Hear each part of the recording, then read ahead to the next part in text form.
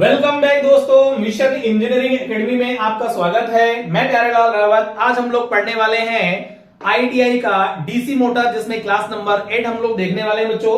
आज हम लोग पढ़ेंगे बच्चों speed regulation in DC motor, और साथ में हम लोग देखेंगे डीसी मशीन में कौन कौन से लॉसेस होते हैं और पावर का फ्लो कैसे होता है। 2-3 टॉपिक मैं आज कवर करने वाला हूं आज के इस वीडियो में। तो बच्चों हम लोग स्टार्ट करते हैं। सबसे पहले स्पीड ऑफ जो है तो speed regulation in DC motor.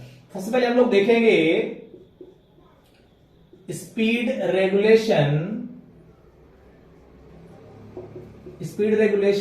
In DC motor. तो बच्चों डीसी मोटर में स्पीड रेगुलेशन कैसे होता है, इस चीज को हम लोग थोड़ा समझेंगे। साथ में बच्चों मैं आप लोगों को फॉर्मूला बताऊंगा कि डीसी मोटर में स्पीड रेगुलेशन आप कैसे निकाल सकते हैं। तो सबसे पहले हम लोग देख लेते हैं फॉर्मूला। परसेंटेज स्पीड रेगुलेशन कैसे निकालते हैं बच्चों। तो परसेंटेज स्पीड रेगुलेशन का फॉर्मूला होता है, स्पीड रेगुलेशन का फॉर्मूला होता है बच्चों। सबसे पहले हम देखेंगे नो लोड की हम बात करेंगे, माइनस फुल लोड, है ना। क्या होता है बच्चों, no load minus full load upon full load. क्योंकि हम बात कर रहे हैं बच्चों मोटर की, तो नो लोड मोटर में जो लोड है और साथ में फुल लोड में क्या कंडीशन हो रही है, तो हम बात करेंगे no load minus full load upon full load multiply 100 क्यों लगा रहे हैं, क्योंकि हम परसेंटेज में इसको फाइंड आउट करने वाले हैं बच्चों। नो लोड का मतलब होता है कि जब हमारी मोटर जो है रोटेट कर रही है बिना लोड में, और जो है एनएफ जो मैंने लिखा है बच्चों, इसका मतलब है फुल लोड की कंडीशन में जब वो रन कर रही है। तो इस फॉर्मूला के साथ में, इस फॉर्मूला की सहायता से आप क्या कर सकते हैं बच्चों, किसी भी मोटर का स्पीड रेगुलेशन निकाल सकते हैं।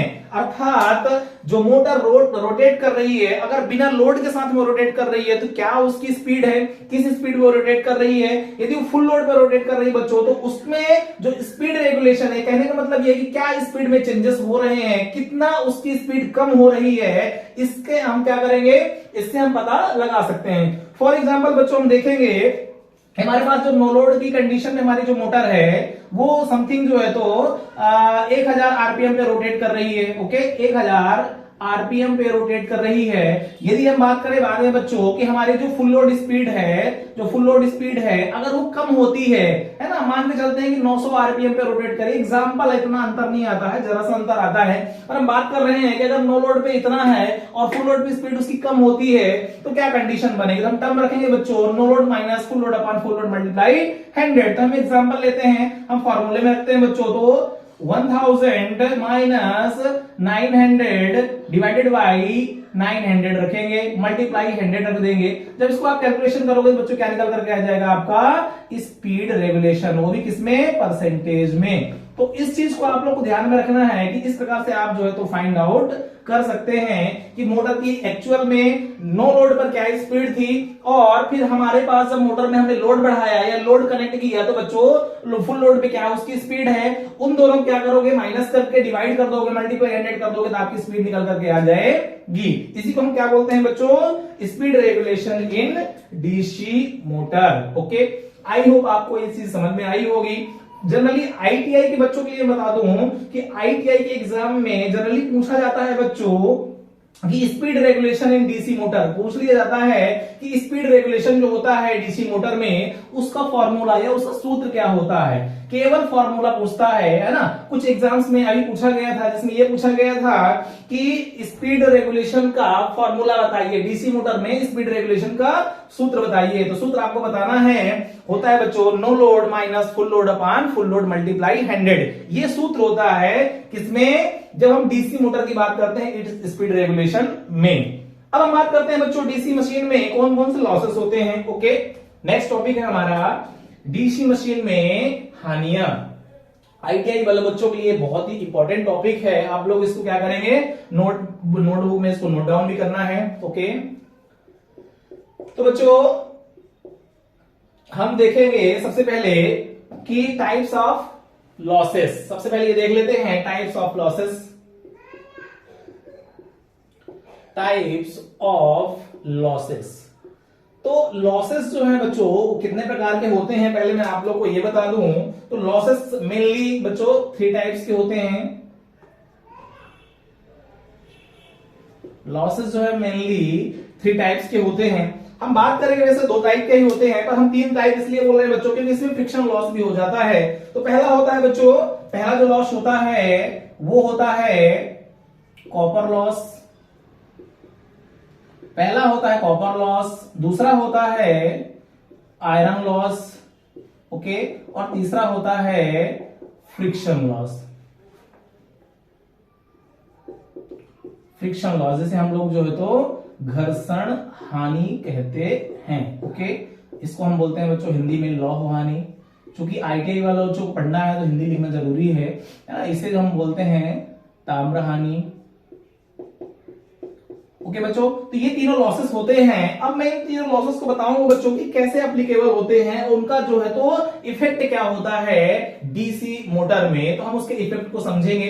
तो आई हो अब आपको समझ में आ गया होगा कि जो हमारे लॉसेस होते हैं डीसी मोटर में वो मेनली 3 प्रकार के होते हैं। अब उसके अंतर्गत हम देखेंगे बच्चों इन तीनों टाइप्स के, है ना, इन तीनों लॉसेस को 1 बाय 1 करके समझेंगे कि कॉपर लॉस क्या होता है, आयरन लॉस क्या होता है और फ्रिक्शन लॉस क्या होता है। तो हम सबसे पहले बात करते हैं कि डीसी मोटर में जो हानियां होती हैं बच्चों, है ना, वो डीसी जनरेटर के समान होती हैं। जैसे डीसी जनरेटर में हमने पढ़ा है वही चीजें यहाँ पे भी होती है, सेम होता है। अब हम बात करते हैं सबसे पहले बच्चों कॉपर लॉसेस की, ओके। तो कॉपर लॉस जो होता है वो क्या होता है बच्चों, हम कॉपर लॉस को जनरली बोलते हैं आई स्क्वायर और लॉस। क्या बोलते हैं, आई स्क्वायर और लॉस। अर्थात ये कहां पे होता है बच्चों, वाइंडिंग्स में होता है। कहां पे होता है, हम बात करेंगे ये वाइंडिंग में होता है। होता क्या है बच्चों, जब किसी मोटर को आप लोड बढ़ाते हैं या मोटर में जब करंट फ्लो हो रही होती है ना। फॉर एग्जांपल मैं यहाँ पे एक ड्रॉ कर दूं, डायग्राम ड्रॉ कर दूं, तो बच्चों यहाँ पे हम लोगों ने देखा कि ये हमारा एक पोल हो गया, ओके। हम 2 पोल की मोटर बना लेते हैं। ये हमारे पास में मोटर हो गई, यहां पे हमारे पास में क्या हो गया बच्चों, रोटर हो गया। इसे मैंने वाइंडिंग कर दिया। अब यही मैं बात करूं, अगर हम स्टेटर की बात करें तो यहां पे हमने जो है तो वाइंडिंग कर दिए, ओके। ये तीनों आपस में कनेक्ट होंगी। अब होगा क्या बच्चों कि जब किसी भी मोटर में हम जब इनपुट सप्लाई देते हैं, जब किसी भी मोटर में हम इनपुट सप्लाई देते हैं, ओके, आर वाई वी, जब यहां पे करंट का फ्लो होता है बच्चों तो क्या होता है, जब इससे वाइंडिंग में करंट फ्लो होती है, एंटर करती है, तो उस कंडीशन में क्या होता है बच्चों कि जैसे हमारी करंट यहां से फ्लो हुई और करंट आकर के इस वाइंडिंग में जो कंडक्टर है ना, कहते हैं ना कि भैया वाइंडिंग हमारी किसकी बनी होती है, कंडक्टर की बनी होती है। तो जैसे करंट एंटर करेगी और वाइंडिंग को कट करेगी बच्चों, तो उसमें क्या होगा, एक नया यहाँ पे फ्लक्स उत्पन्न हो जाता है। कहने का मतलब यह है कि किसी भी वाइंडिंग में, किसी भी कॉइल में, किसी भी तार में हम क्या करते हैं बच्चों, जब वो कॉइलिंग के फॉर्म में होती है तो उसमें जब हम लोग करंट कैरी कंडक्टर में करंट को फ्लो कराते हैं और जैसे करंट कट करता है बच्चों तो वहां पे क्या होता है, एक फ्लक्स बन जाता है। अगर फ्लक्स बन गया है बच्चों तो क्या होगा, वो फ्लक्स कौन सा होगा बच्चों, जैसे हम एसी की बात करते हैं एसी सिस्टम में, तो वो जो फ्लक्स होता है बच्चों सिंक्रोनस स्पीड में जो है तो क्या होता है, जैसे हमारा रोटर रोटेट होता है तो उसमें क्या होता है बच्चों, वो हमारा जो फ्लक्स बनता है वो लिंक करता है। कहां पे लिंक करता है, वो लिंक करके जो है तो रोटर की वाइंडिंग में आता है। और जैसे रोटर की वाइंडिंग में आता है बच्चों और रोटर की वाइंडिंग को जो फ्लक्स कट करता है ना, वहां पे क्या हो जाता है, यहाँ पे एक EMF इंड्यूस्ड हो जाता है। अर्थात यहाँ पे एक EMF बन जाता है जिसकी डायरेक्शन क्या होती है बच्चों, रिवर्स होती है। जो इनकमिंग करंट होती है उसके जस्ट उल्टा 180 डिग्री जो है तो रिवर्स करंट फ्लो होती है, जिसके कारण वहां पे क्या बनता है बच्चों, एक टॉर्क बनता है। वेरी वेरी इंपॉर्टेंट कॉन्सेप्ट बच्चों। सबसे पहले हम क्या कहेंगे कि किसी भी मोटर को रोटेट कराने के लिए हमें किसकी जरूरत पड़ती है बच्चों, धारा की, करंट की जरूरत पड़ती है। लेकिन बच्चों धारा का जो काम होता है ना, करंट वोल्टेज का जो काम होता है वो केवल कहां तक होता है, वो केवल स्टेटर वाइंडिंग तक होता है, आगे नहीं होता है। करंट जाएगी स्टेटर वाइंडिंग को कट करेगी, वहां पे एक फ्लक्स बन जाएगा। वो फ्लक्स क्या करेगा बच्चों, जब रोटेट होगा रोटर तो फ्लक्स क्या करेगा, लिंक करके उसके रोटर वाइंडिंग में जाएगा और जब उसे क्या करेगा, उसके रोटर वाइंडिंग को जाके कट करेगा तो उसमें क्या बन जाता है बच्चों, फ्लक्स बन जाता है। हम जानते हैं जो फ्लेमिंग्स लॉ है, और हम बात करते हैं म्यूचुअल फंड और सेल्फ इंडक्शन और म्यूचुअल इंडक्शन की, तो क्या कहते हैं बच्चों कि जो म्यूचुअल इंडक्शन होता है क्या होता है, किसी एक कॉइल के पास अगर यहाँ पे फ्लक्स है, मतलब ये कॉइल जो है ना, ये इसमें क्या है बच्चों, फ्लक्स है, और अगर उसके पास में क्या करें, कोई दूसरी कॉइल रख दें तो क्या हो जाएगा, इसमें भी फ्लक्स हो जाएगा। जाएगा, क्योंकि लिंक करके क्या करेगा बच्चों, दूसरी वाइंडिंग में जाएगा तो उसको कट करेगा तो उसमें फ्लक्स बन जाएगा। अर्थात जब कोई एक फ्लक्स बच्चों क्या करता है, फ्लक्स 1 जाकर के दूसरी वाइंडिंग कट करता है तो उसमें क्या होता है बच्चों, phi2 अर्थात फ्लक्स 2 बन जाता है, जिसके कारण यहाँ पे क्या होता है बच्चों, एक नया करंट वोल्टेज बन जाता है। अब मैं अपनी सिंपल लैंग्वेज में बताऊंगा आप लोगों को बच्चों, तो क्या होता है, किसी भी मोटर में मैं बात करूं, किसी भी कॉइल में, किसी भी मोटर में जब आप करंट कैरी कंडक्टर को करंट से फ्लो कराते हो, करंट कट कर दिए जाकर के, तो उसमें एक नया फ्लक्स बनता है। वो फ्लक्स लिंक करके जाता है बच्चों कहां पे, रोटर वाइंडिंग में। अब किसी दूसरी वाइंडिंग कट करता है तो उसमें एक नया करंट वोल्टेज बन जाता है, जिसे हम लोग बोलते हैं ईएमएफ अर्थात इलेक्ट्रोमोटिव फोर्स। और उसी फोर्स के कारण क्या होता है बच्चों, उसी फोर्स के कारण क्या होता है बच्चों, वहां पे टॉर्क बनता है। देखो मोटर जो है, इनकमिंग करंट, मोटर जो है इनपुट धारा के कारण या इनपुट करंट के कारण घूमती नहीं है बच्चों। हम बात करें अगर उसके अंदर नया करंट वोल्टेज नहीं बनेगा तो हमारी मोटर रोटेट कभी नहीं करेगी। क्यों? क्योंकि इनकमिंग करंट जो है, जो इनपुट करंट है, वो तो केवल करंट का काम है फ्लक्स बनाना, जा करके उस स्टेटर वाइंडिंग कट करना और उसमें फ्लक्स बनाना। इसके बाद जो इनपुट करंट है उसका काम खत्म हो जाता है। उसके अंदर क्या होता है बच्चों, वो फ्लक्स लिंक करके रोटर वाइंडिंग को कट करती है और उसमें एक नया करंट वोल्टेज बनता है। उसके डायरेक्शन 180 डिग्री रिवर्स होती है, अर्थात वो अपोजिट क्या होता है, फ्लो होता है बच्चों। इस कारण से ये हमारा सप्लाई वोल्टेज करंट हो गया। जो हमारा ईएमएफ जनरेट होता है बच्चों, इसकी दिशा जो होती है सेम रिवर्स होती है। इसके कारण क्या होता है बच्चों, वहां पे एक बल कार्य करता है, एक फोर्स कार्य करता है, जिसे हम बोलते हैं टॉर्क, और हमारी मोटर क्या होती है, रोटेट करने लगती है, घूमने लगती है। अगर वहां पे टॉर्क नहीं बनेगा तो हमारी मोटर स्टार्ट नहीं होगी, रोटेट नहीं करेगी, उसमें फोर्स काम नहीं करेगा। तो मेन अगर जड़ है बच्चों मोटर घूमने का, देखो जो मोटर को आप सप्लाई दे रहे हो उससे मोटर नहीं घूमती है, बल्कि किससे घूमती है, जो उसके अंदर ईएमएफ बनता है। भले उसकी मैग्नीट्यूड कम होता है, उसकी वैल्यू कम होती है, उसका मान कम होता है बच्चों, लेकिन उसी कारण क्या होता है, वहां पे एक टॉर्क बनता है और उस टॉर्क के कारण क्या होती है, हमारी मोटर रोटेट करती है। आई होप समझ में आ रहा होगा कि कॉपर का काम क्या होता है, ये कॉपर लॉसेस क्यों होता है। तो हम देखते हैं कि जब भी हम करंट देते हैं तो क्या होता है बच्चों, उस करंट में है ना, उस करंट को क्या करती है, वो करंट जाकर के जब वाइंडिंग फ्लो होती है तो उस वाइंडिंग के अंदर क्या होता है, जब करंट फ्लो होगी तो बच्चों गर्म होगी। जब वाइंडिंग गर्म होगी ना तो वहां पे क्या होगा कि ऊष्मा जनरेट होगा, गर्मी पैदा होगी, जिससे क्या होगा बच्चों, आई स्क्वायर आर लॉस होगा।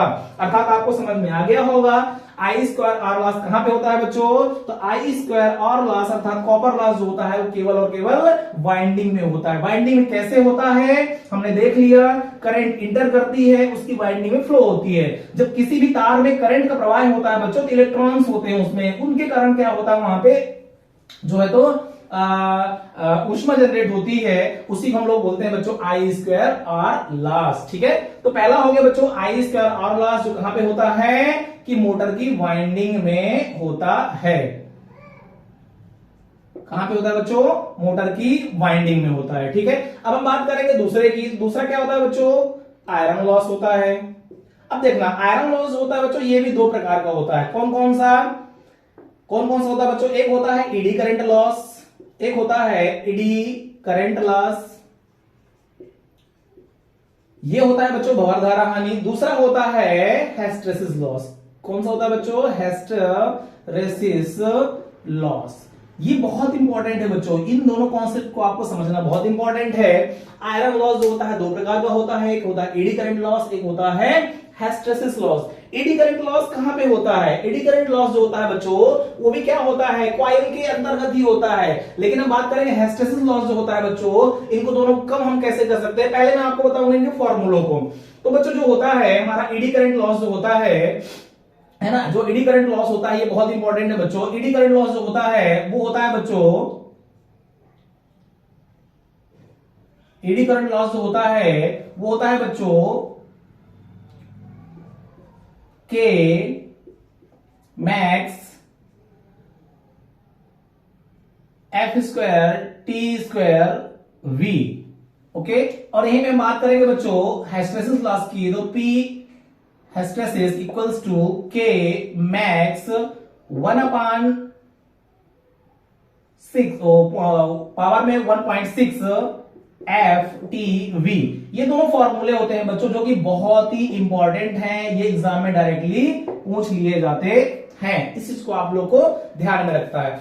यदि बच्चों हम कहें कि एडी करंट लॉस को हम कैसे कम कर सकते हैं, तो हम कहेंगे बच्चों कि जो हमारे पास में कॉपर की जो सॉरी अपने जो ट्रांसफार्मर में हम लोग देखते हैं कि हमारे पास जो है तो क्या होती हैं, प्लेट्स होती हैं। यहां बात करें मोटर में तो बच्चों क्या होता है, जो हमारे पास में बॉडी बनी होती है ना, जो हमारी बॉडी बनी होती है जिसमें स्लॉट्स खांचे होते हैं, उस पे हमारा क्या होता है बच्चों, एडी करंट लॉस होता है। तो उसको कम करने के लिए हम क्या करते हैं, लैमिनेटेड करते हैं। तो मैं यहाँ पे लिख दूं आप लोग को कि अगर उसके लॉसेस को कम करना है तो क्या करना पड़ेगा बच्चों, उसको लैमिनेटेड करना पड़ेगा। लैमिनेटेड करना पड़ेगा मतलब लैमिनेशन चढ़ाना पड़ेगा। और अगर आपको हिस्टैरिसीस लॉस कम करना है बच्चों तो क्या करना पड़ेगा, आपको जो है तो स्पेशल कंडक्टर, मतलब जो है तो आपको कौन सा कंडक्टर यूज करना पड़ेगा बच्चों, तो यहां पे जो है तो आपको उस कंडक्टर को लैमिनेशन तो करना ही है ना, लैमिनेशन तो करना ही है। प्लस वहां पे कंडक्टर हम कौन सा यूज करेंगे बच्चों, तो वहां पे जो कंडक्टर यूज करेंगे वो करेंगे बच्चों सिलिकॉन स्टील का। कौन सा, सिलिकॉन स्टील का। यदि आप सिलिकॉन स्टील का कंडक्टर आप यूज कर रहे हैं और उसको लेमिनेशन भी कर रहे हैं तो क्या होगा बच्चों, आपका जो हिस्टैरिसीस लॉस है वो कम हो जाता है। वेरी वेरी इंपॉर्टेंट बच्चों कॉन्सेप्ट कि आपका जो आयरन लॉस होता है वो दो प्रकार का होता है, उसके फॉर्मूलेज होते हैं। अगर आपको एडी करंट लॉस कम करना है बच्चों तो लेमिनेशन करना पड़ेगा, और यदि आपको हिस्टैरिसीस लॉस कम करना है तो लेमिनेशन के साथ में सिलिकॉन स्टील का आपको जो है तो मटेरियल यूज करना होगा। क्योंकि सिलिकॉन स्टील का जो मटेरियल होता है वो क्या करता है बच्चों कि हिस्टैरिसीस लॉस को रिड्यूस कर देता है, इसलिए हम सिलिकॉन स्टील का यूज करेंगे, साथ में उसको लेमिनेटेड कर देंगे। अगर उसको लेमिनेटेड कर देंगे तो क्या होगा बच्चों, उनका जो लॉसेस होंगे वो दोनों क्या होंगे, कम हो जाएंगे। ओके, तो मैं एक बार देख लेता हूं बच्चों, आपका जो फॉर्मूला है ना उसको बता देता हूं एक बार एग्जैक्टली, है ना, वो थोड़ा सा जो है तो क्लियर नहीं था, वो थोड़ा सा मैंने हो सकता है गलत कुछ लिख दिया हो, तो मैं बता देता हूं आपको।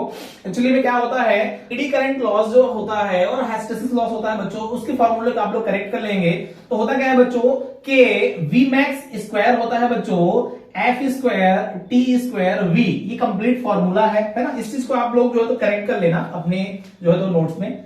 ये जो है तो बच्चों एडी करंट का फॉर्मूला होता है, क्या होता है बच्चों के V max square F square T square V, जो वैल्यूम होता है बच्चों वो क्या होता है, सेम होता है। और इसकी यूनिट लिखना मत भूलना बच्चों, क्योंकि इसकी यूनिट क्या होती है, वाट में होती है।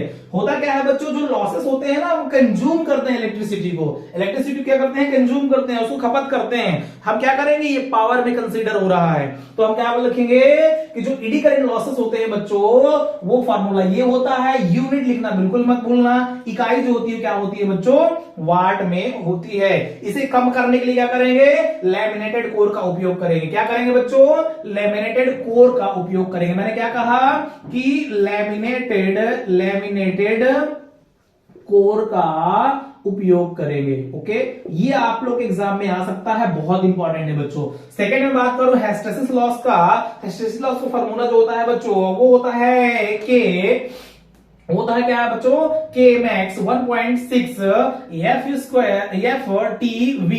इसमें स्क्वायर का फॉर्म नहीं होता है, बस इस चीज को आपको ध्यान में रखना है बच्चों, इसमें जो है स्क्वायर का फॉर्म नहीं होता है, ये सारी एडिटिव रहता है, फ्रीक्वेंसी और वैल्यूम वगैरह। अब इसका हम देखेंगे बच्चों कि कम कैसे कर सकते हैं। तो हिस्टैरिसीस लॉस को कम करने के लिए क्या करना पड़ेगा बच्चों आप लोग को, कि इससे कम करने हेतु सिलिकॉन स्टील का उपयोग करते हैं और साथ में लैमिनेटेड सिलिकॉन स्टील का उपयोग कर लेंगे, तो उससे क्या होगा बच्चों, हिस्टैरिसीस लॉस कम हो जाएगा।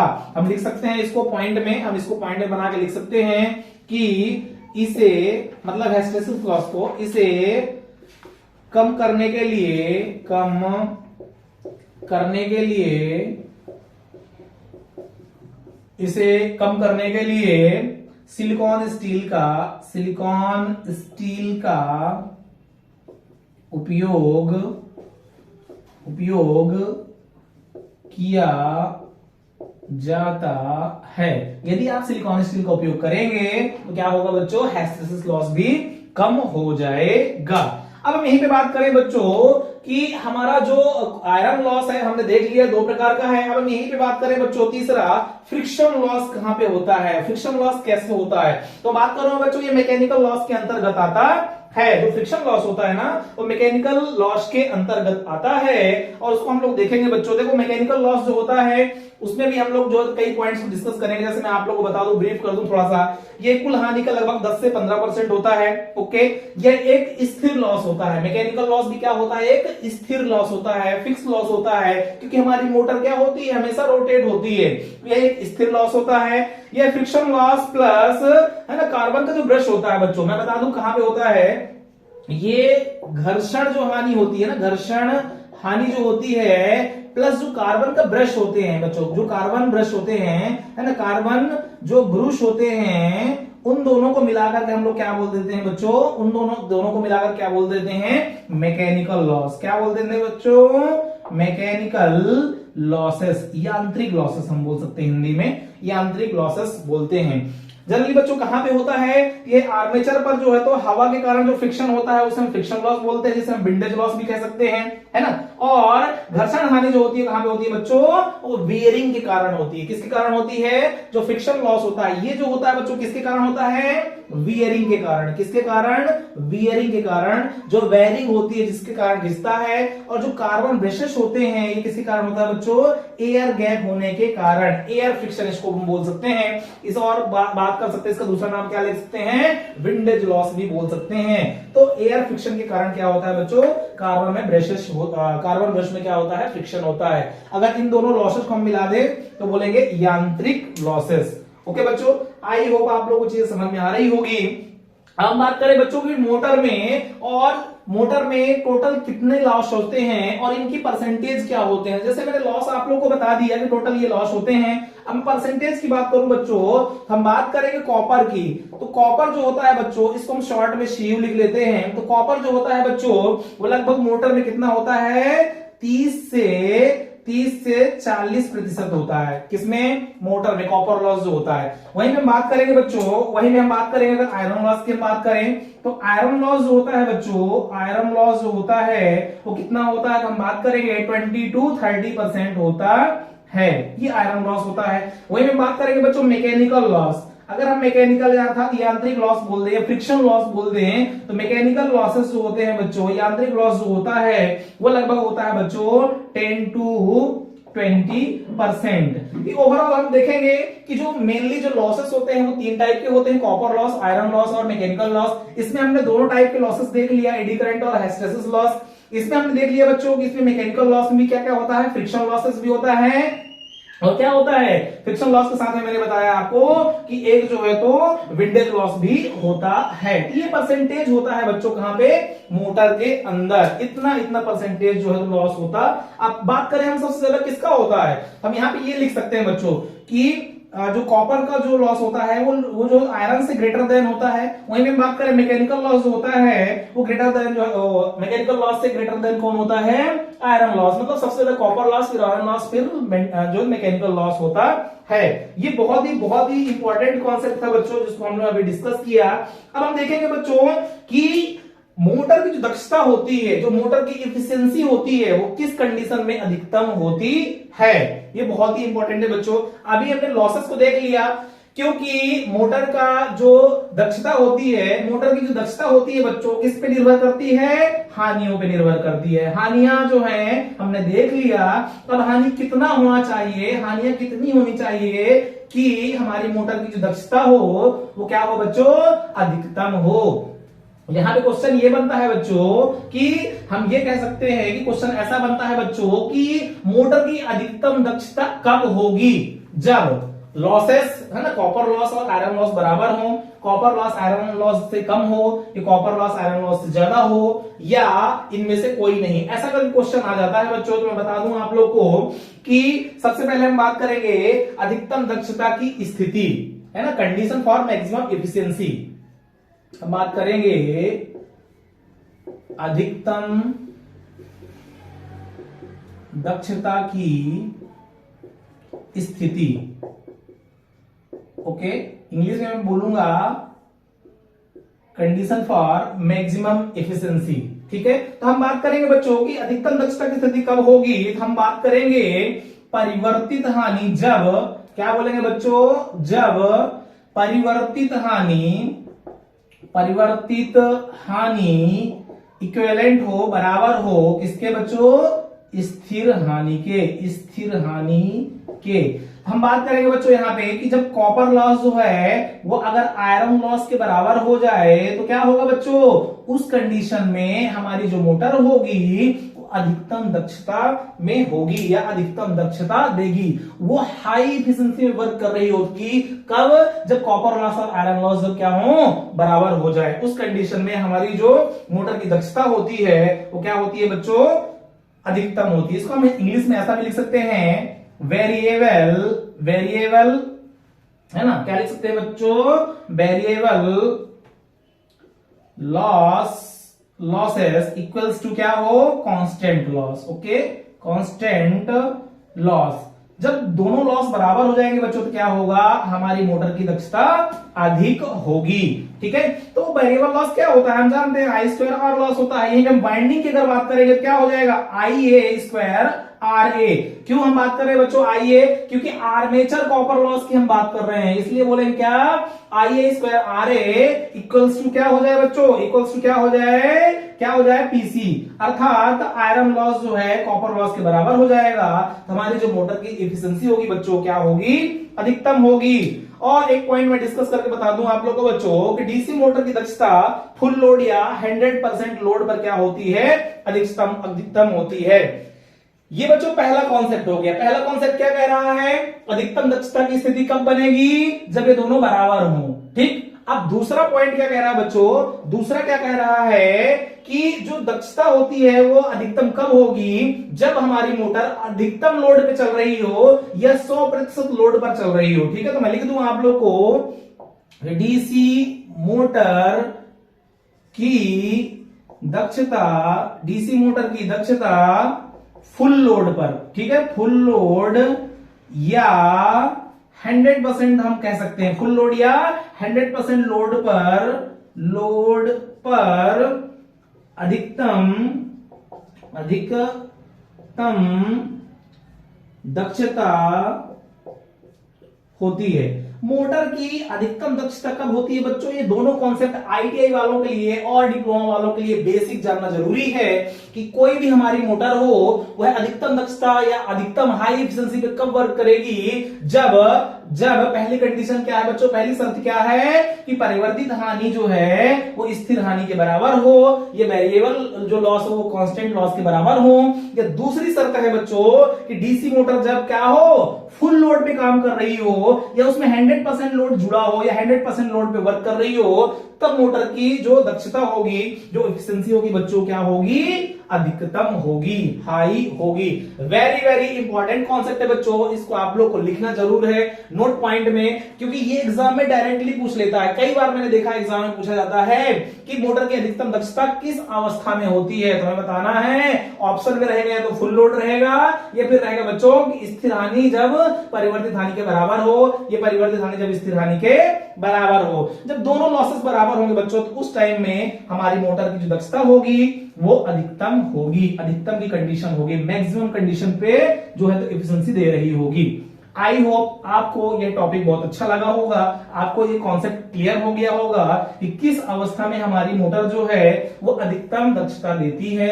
अब हम बात करते हैं बच्चों कि किसी भी मोटर में, हम बात करेंगे डीसी मोटर की, तो डीसी मोटर में जो पावर का फ्लो होता है बच्चों कैसे होता है, तो विथ में एक जो है तो सर डायग्राम के माध्यम से आपको समझाऊंगा, चार्ट के माध्यम से समझाऊंगा बच्चों कि पावर का जो फ्लो होता है वो किस प्रकार का होता है। तो power flow in DC motor, very very important बच्चों टॉपिक, आज का ये आखिरी टॉपिक है, power flow in DC motor. तो हम देखेंगे बच्चों सबसे पहले हम क्या करते हैं, मोटर को हम इनपुट क्या करते हैं, इलेक्ट्रिकल सप्लाई देते हैं। हम जानते हैं ना जो हमारी मोटर होती है वो इलेक्ट्रिकल एनर्जी को मैकेनिकल एनर्जी में कन्वर्ट करती है। वहीं पे जनरेटर की बात करेंगे तो क्या करता है बच्चों, वो मैकेनिकल एनर्जी को इलेक्ट्रिकल एनर्जी में कन्वर्ट करता है। तो हम बात करेंगे पहले फ्लो ऑफ चार्ट की, तो बच्चों हम क्या करेंगे, मोटर को हम क्या बोलेंगे, मोटर को, है ना, क्या बोलेंगे बच्चों, मोटर को इनपुट में दी गई इलेक्ट्रिकल पावर,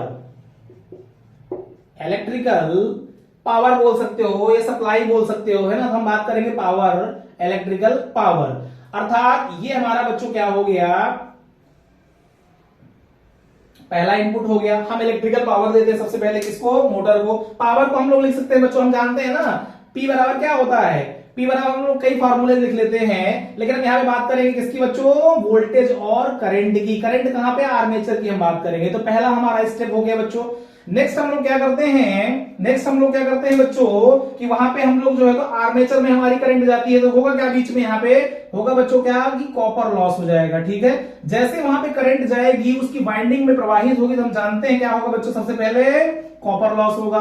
तो पहला स्टेप हो गया, मोटर को हमने इनपुट सप्लाई दिया, इनपुट इलेक्ट्रिकल पावर दिया, फिर उसके बाद बीच में क्या हुआ बच्चों, कॉपर लॉस हुआ। कॉपर लॉस होने के बाद क्या होगा बच्चों, सेकेंड स्टेज में क्या होगा मोटर में, तो सेकेंड स्टेज में होगा बच्चों आर्मेचर में उत्पन्न यांत्रिक पावर। तो क्या होगा बच्चों, आर्मेचर में उत्पन्न मैकेनिकल एनर्जी, हम बात करेंगे कि आर्मेचर में उत्पन्न यांत्रिक पावर। ओके, हो गया। जब हम करंट देते हैं ना, करंट देने के बाद वहां पे प्रोसेस होती है, जैसे मैंने बताया आपको कि वो क्या बनता है, वहां फ्लक्स बनता है, फ्लक्स कट करता है, ईएमएफ बनता है, वहां पे टॉर्क बनता है। तो बच्चों यहाँ पे टॉर्क बन रहा है, अर्थात यहाँ पे क्या हो रहा है, आर्मेचर में उत्पन्न यांत्रिक पावर, मतलब आर्मेचर में यांत्रिक पावर एनर्जी, जो मैकेनिकल एनर्जी है वो उत्पन्न हो रही है, ठीक है। तो हम इसको किस प्रकार से लिख सकते हैं, इसको लिख सकते हैं बच्चों, इसको लिख सकते हैं EBIA। ओके, इसको क्या लिख सकते हैं, EBIA। फिर नेक्स्ट प्रोसेस क्या होती है मोटर में बच्चों, तो आगे जो होता है ना, मोटर क्या होती है, चलने लगती है, मोटर क्या होती है, फिर घूमने लगती है। तो वहां पे क्या होता है, फ्रिक्शन लॉस होता है। क्या होता है बच्चों, फ्रिक्शन लॉस होता है। तो हम लिख सकते हैं यहाँ पे घर्षण हानि। पहला हो गया, हमने सप्लाई दिया, इलेक्ट्रिकल पावर दिया, वहां पे कॉपर लॉस हो गया क्योंकि वहां वाइंडिंग में गई, करंट वरेंट गई, प्रोसेस हुआ। फिर वहां पे क्या होगा बच्चों, एक पावर जनरेट हुआ, टॉर्क जनरेट हुआ, मैकेनिकल यांत्रिक पावर हम बोल सकते हैं उसको, यांत्रिक पावर बना। फिर जब वो मोटर घूमेगी तो क्या होगा, फ्रिक्शन होगा, और फ्रिक्शन के साथ में क्या होगा बच्चों, वहां पे आयरन लॉस भी होगा। क्या होगा, आयरन लॉस भी होगा।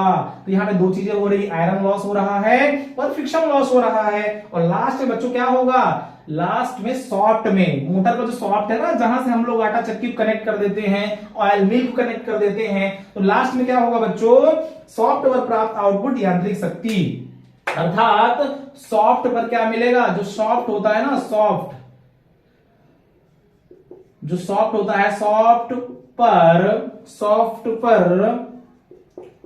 प्राप्त आउटपुट शक्ति, या हम बोल सकते हैं पावर। ओके, तो सॉफ्ट पर हमें क्या मिलता है बाद में बच्चों, जो है तो यांत्रिक शक्ति मिलती है ना। तो हम बोल सकते हैं इंग्लिश में सॉफ्ट पर क्या होता है, मैकेनिकल पावर, है ना, यांत्रिक आउटपुट जो है तो सॉफ्ट पर आउटपुट मैकेनिकल पावर। फाइनली हमें यहाँ पे क्या होता है, एक जो है तो सॉफ्ट पर हमको जो है तो यांत्रिक पावर मिलती है, मैकेनिकल पावर मिलती है, ठीक है। तो यहाँ पे हम लोग ने देख लिया फ्लो ऑफ चार्ट, सॉफ्ट पर प्राप्त आउटपुट यांत्रिक शक्ति, ये कंप्लीट मैंने लिख दिया है ना, हिंदी इंग्लिश में दोनों में है, आप लोग समझ जाएंगे।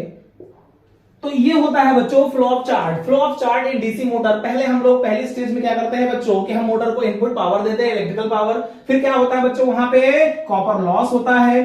फिर क्या होता है बच्चों, उस कॉपर लॉस के बाद आर्मेचर में उत्पन्न यांत्रिक पावर, मतलब आर्मेचर में जो है एक यांत्रिक मतलब मैकेनिकल पावर होती है, वो जनरेट होती है किसके फॉर्म में, EBIA के फॉर्म में। फिर क्या होता है बच्चों, उसमें अगला स्टेज होता है बच्चों आयरन और फ्रिक्शन लॉस होता है, और लास्ट हमें क्या मिलता है बच्चों, हमें एक सॉफ्ट में यांत्रिक शक्ति मतलब मैकेनिकल पावर मिलती है। जैसे मैं यहाँ पे बताऊं, सबसे पहले डायग्राम में आप लोग देख ले बच्चों, सबसे पहले आप लोग डायग्राम में देख लीजिए, ये हमारी मोटर हो गई। मान के चलते हैं बच्चों, ये हमारा क्या है, ये हमारा स्टेटर है, ठीक है। ये हमारा क्या हो बच्चों, ये हमारा हो गया रोटर हो गया, ठीक है।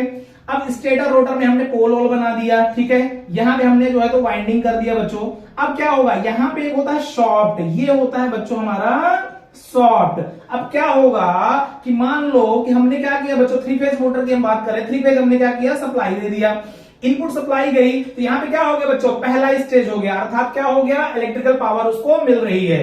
फिर क्या हो गया बच्चों, जैसे उसकी वाइंडिंग में करंट जाएगी, इस कॉइल में जैसे करंट जाएगी क्या होगा बच्चों, यहाँ पे क्या होगा, लॉस होगा। कौन सा लॉस होगा बच्चों, सीयू मतलब कॉपर लॉस हुआ। फिर क्या होगा बच्चों कि उसके जो रोटर में क्या होगा, आर्मेचर रोटर, मैंने ईबी लिखा है ना, ईबी बैक ईएमएफ जहां बन रहा है, तो आर्मेचर में क्या होगा बच्चों वहां पे कि एक यांत्रिक पावर मिलेगी, यहाँ पे एक यांत्रिक पावर मिलेगी मतलब टॉर्क बनेगा। ठीक है, तो यहाँ पे क्या बन गया, एक टॉर्क बन गया। ठीक है बच्चों, क्या बन गया, टॉर्क बन गया। उसके बाद क्या होगा बच्चों, जैसे मोटर घूमने लगेगी ना, जैसे मोटर घूमने लगेगी तो यहाँ पे क्या होगा, यहाँ पे क्या होगा बच्चों, इन दोनों के बीच में यहाँ पे क्या होगा, घर्षण हानि होगी। क्या होगा बच्चों, घर्षण हानि होगी। और साथ में क्या होगा बच्चों, आयरन लॉस भी होगा, लौह हानि भी होगी। ठीक है, इसके बाद हमें क्या होगा बच्चों, ये सॉफ्ट जो है, अब मैं लास्ट में जो बता रहा हूं उसको ध्यान रखना आप लोग, जो ये सॉफ्ट है, इस सॉफ्ट में क्या होगा फाइनली बच्चों, हमको एक यांत्रिक रूप से, है ना, इलेक्ट्रिकल एनर्जी होती है, मैकेनिकल एनर्जी होती है, तो मैकेनिकल एनर्जी मतलब यांत्रिक ऊर्जा होगी, क्या होगा यहाँ पे मिलेगी बच्चों, यांत्रिक एक शक्ति मिलेगी, है ना, यांत्रिक हमें क्या मिलेगी, शक्ति मिलेगी, मतलब यहाँ पे मैकेनिकल पावर मिलेगा, जिससे हम क्या करेंगे बच्चों, इस सॉफ्ट में, ये सॉफ्ट हो गया, मान लो मैंने बाहर तरफ दिखा दिया, ये हमारा सॉफ्ट हो गया, तो ये सॉफ्ट में क्या होगा बच्चों, यहाँ पे कोई भी इंस्ट्रूमेंट्स को हम क्या कर सकते हैं, कोई भी इंस्ट्रूमेंट्स को बच्चों हम क्या कर सकते हैं, इसको यहां से कनेक्ट कर सकते हैं। मोटर रोटेट करेगी तो ये भी रोटेट करेगा। आटा चक्की की हम बात करें बच्चों, तो ये हमारी आटा चक्की होगी, तो ये रोटेट करके हमें जो है यहाँ पे आउटपुट देगी।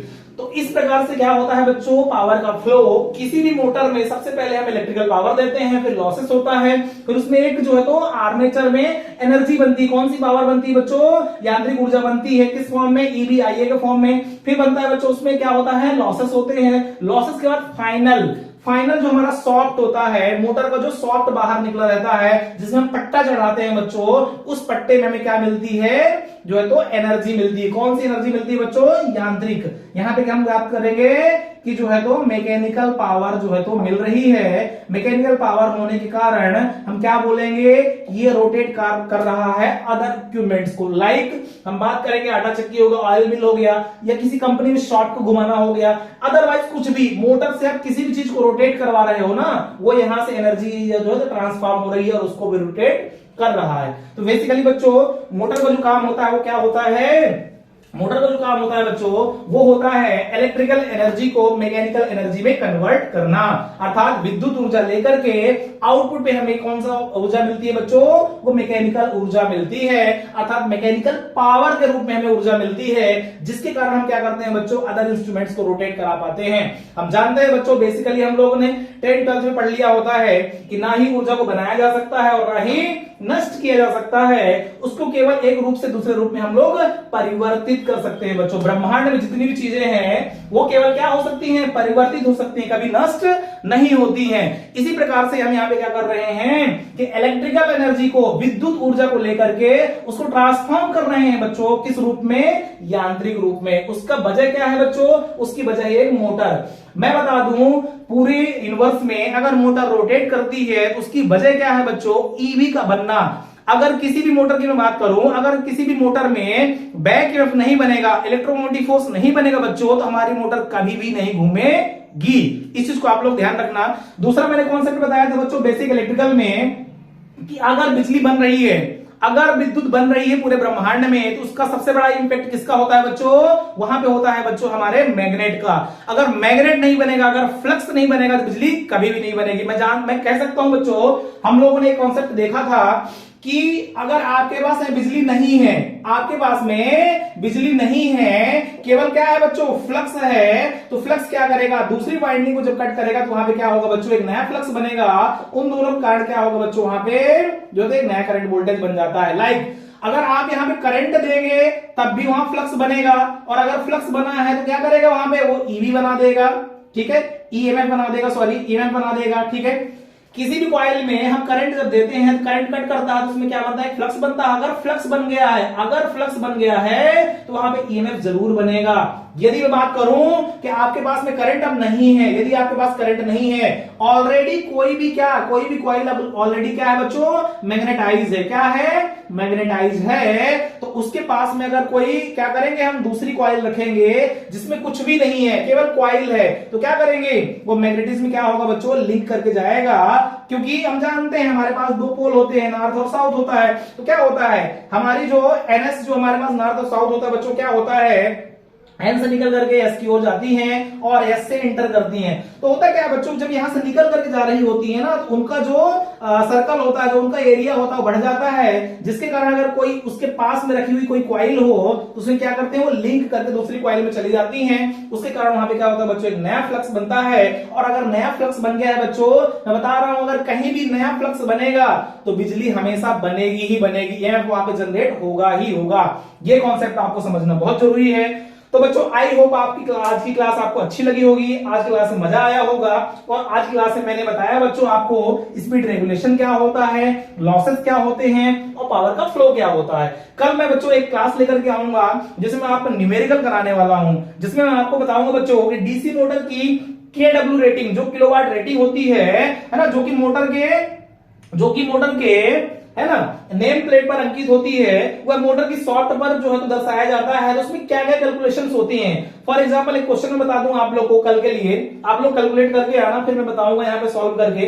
बच्चों अगर कोई मोटर है वो 10 किलोवाट की है ना, 10 किलोवाट की क्षमता की मोटर है, यदि वह 90% की यदि उसकी क्षमता हो तो इनपुट इलेक्ट्रिकल पावर कितनी होगी, उसको हम लोग जो है क्या करेंगे बच्चों, फाइंड आउट करेंगे।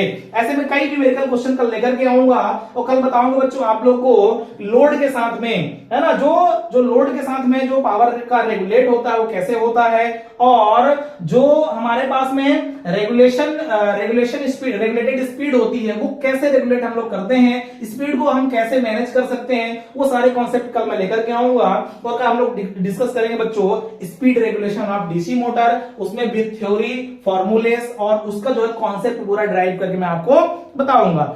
तो बच्चों आज क्लास हम लोग यहीं पे खत्म करते हैं, यहीं पे एंड करते हैं। यदि आप इस चैनल में पहली बार आए बच्चों तो लाइक शेयर सब्सक्राइब जरूर करना, क्योंकि हम लोग मेहनत से वीडियो बनाते हैं बच्चों, तो हमें सपोर्ट जरूर करना। हम लोग इसी प्रकार की नई नई क्लासेस लेकर के आए हैं आप लोग के लिए, आप लोग को सीखने को मिलेगा।